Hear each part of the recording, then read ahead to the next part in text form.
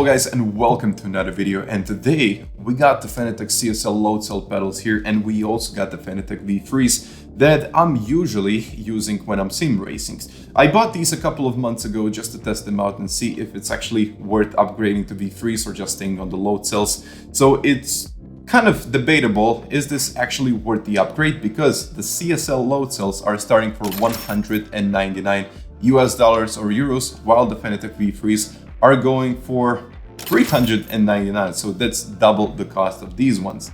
So the real question is it actually worth it? Is it actually worth upgrading to Fanatec V3s? And that's exactly what we will try to discuss today. I would like to begin with a couple of things. The first one being the price, $199 over $399. I do have to suggest one thing is, with the V3s, you have to buy the brake performance kit. You can use it straight out of the box, is going to make a perfectly good experience, but in general, as you move down your sim racing road, I do have to suggest buying something that is going to have a little bit more resistance and a little bit more pressure. So the brake performance kit is a must. So I would suggest that you can get a bundle for $429 it is. So it's not like a huge investment, but I do consider that the brake performance kit should be included when buying the V3s. And also, just as I mentioned before, you got the adjustability that really stands out from the CSL Loadcell perspective, because you can really move these pedals around. You got these little holes, and you can of course even remove the clutch pedal if you're not using it. That's something that you cannot really do with the Fanatec V3s. So you got the standard layout and you cannot move it. You can of course buy some aftermarket products, but in general, if you would like to remove it and move it around, you will void the warranty. So I do not recommend it. You can move it on your rig, but yeah, there is something that you should consider when buying these pedals. They're not completely adjustable. You can move this and you can actually push this quite hard and it's not going in. Loadcell on the V3s is completely different. So it's not the same experience. It's not the same thing, because you can actually adjust the hardware part. You can adjust the cylinder on the V3s, while with the CSLs, you have no cylinders. So it's pretty much as it is, straight out of the box. You cannot change it. And yes, there is one thing that I would also like to mention in this, and this is actually the mounting. The mounting is pretty difficult, and it's something that it's just not going to make the experience very pleasant, because I have a prime rig and I actually had to do a lot of work to mount these pedals. So I'm talking about the CSLs as well as the V3s. They're very, very difficult to mount. You have these three mounts, but if you don't mount these other two ones that are right beneath, you will have a little bit of movement. So you need to adjust your rig, you need to adjust it somehow, you need to buy longer screws, but that's definitely something that I would like to consider, and I would also like to mention just about when we're making this review. And also, I'm just gonna move this to a side a little bit, just so you can see the Fanatec's side to side. And you can see the Fanatec's got four holes for mounting.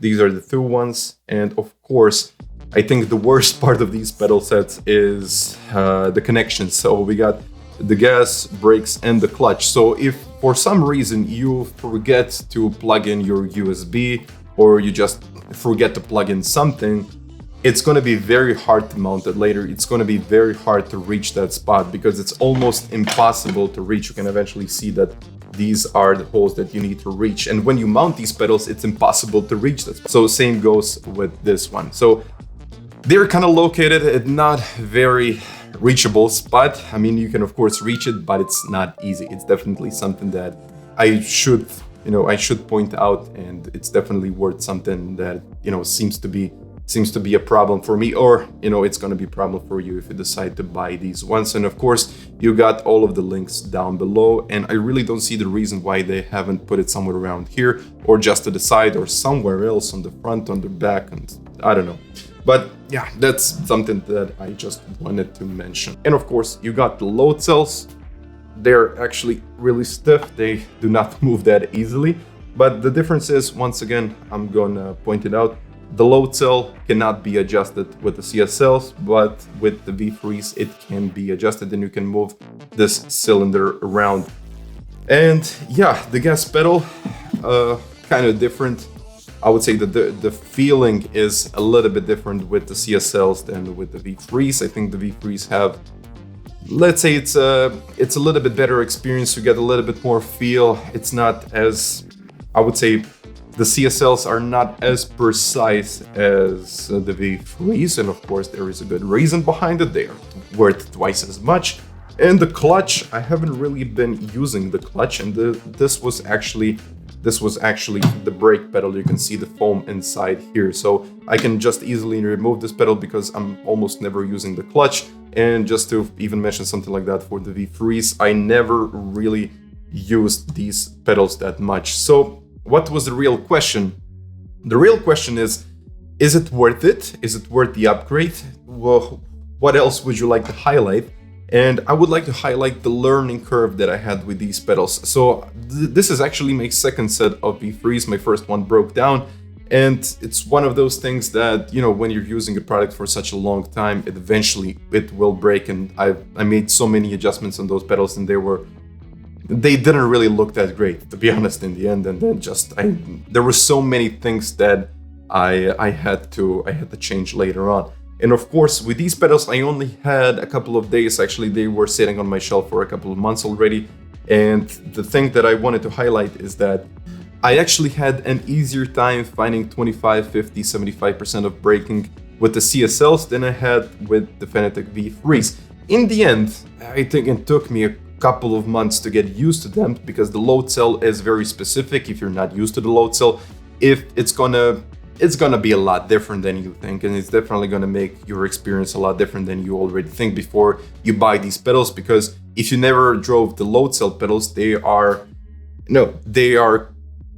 stiff. They don't have a lot of travel. They work on force instead of travel, so that's something that takes a little bit of time to get used to. And this is also something that requires a lot of time, a lot of patience, a lot of practice to really see what's the best solution for you and how much travel and how much pressure you need. And then it was really time to test these pedals out. So here I'm using the CSL Loadcells, and as you can see, it's Deep Forest Raceway in Gran Turismo 7. So these pedals are actually quite okay. As I said before, it's kind of easy to reach the 25, the 50 about, and 75% of braking.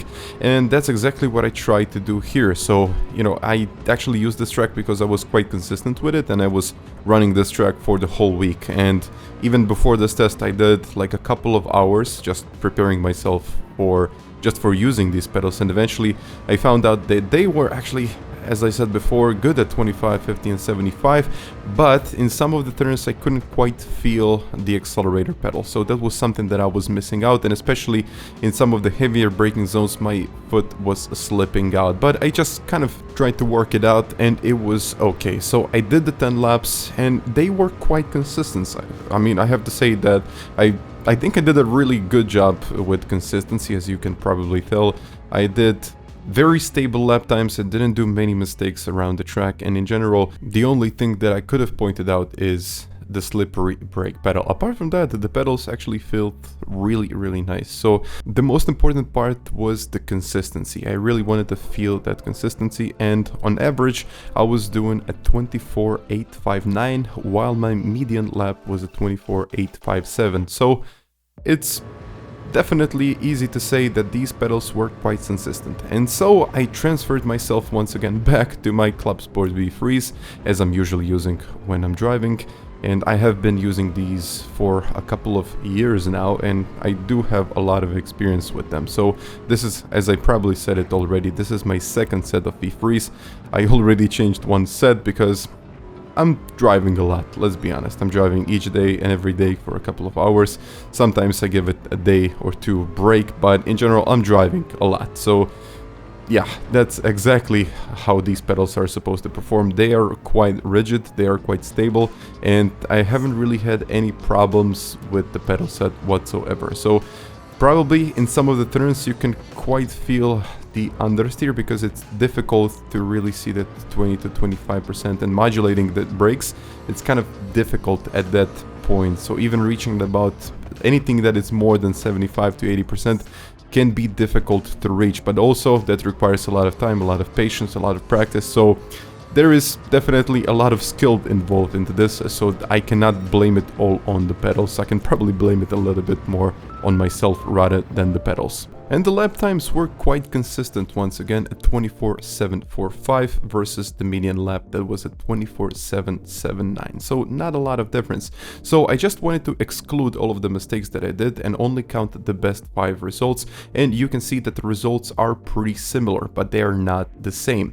And in general, if you look at the difference between the lap times, the difference is about 0.155, so basically a tenth and a half.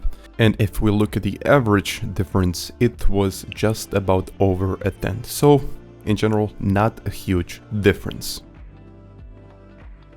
And yes, I think the real question in the end is this something that is worth the upgrade? So the V3s are an excellent pedal set. I wouldn't change them for anything, and they are probably the best pedal set for PlayStation. There's simply no other pedals that can be used in a better way than the Fanatec V3s for PlayStation 4, PlayStation 5, whatever you think it's going to be working for you.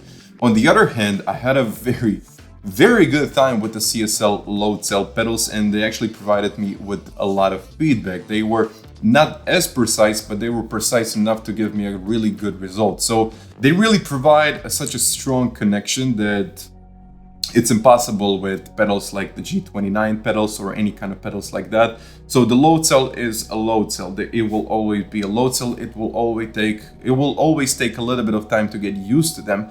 But in general, is it worth doing something like this? I think, honestly, for me, I'm playing all day. I'm playing every day. I really try to be as competitive as I possibly can be.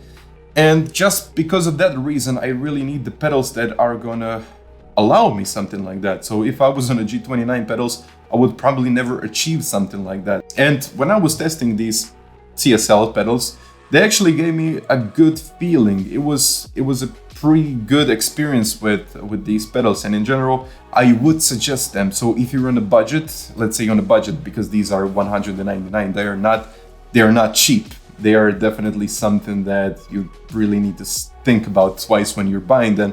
But in the end, I do believe that this pedal set is going to be enough for most of the players online. If you're a casual player, CSL Loadcells, here you go. It's good enough. If you're competitive, you're trying to be as good as it possibly can be, or you're just trying to be, super competitive, get into esports, you just like fancy equipment, I think also these pedals are for you. So it's tough to decide which one to go with, but honestly for me, this is actually, as I probably said it a couple of times, this is actually my second set of Fanatec V3s. A good reason, I use them quite a lot. The first one broke down, but yeah, I wouldn't change them. At this point, I definitely wouldn't change these pedals. They are great. They are probably the best thing that you have for PlayStation. So what can I even say? What can I even add? So if you're on a budget, I would go with the CSL Loadcells. They're not going to be so much off the pace, or they're not even going to be that much off the pace. And when we go into some serious sim racing equipment, I would definitely go with the gold standard of sim racing, and that's the Fanatec V3s.